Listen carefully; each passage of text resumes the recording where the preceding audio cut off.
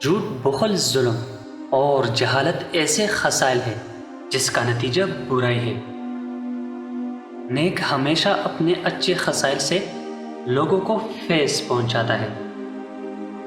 پاکدامنی عقل مندوں کی خصلت اور زیادہ حرص گندے اور ناپاک لوگوں کی عادت ہے۔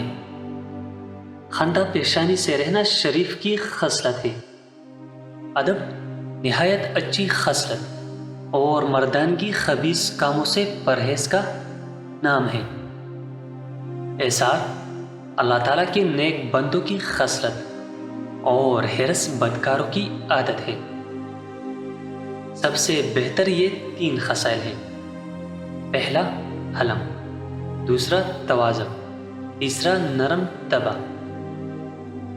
دل میں کوٹ رکھنا غرور کی خصلت اور کینہ رکھنا حاسدوں کی عادت ہے۔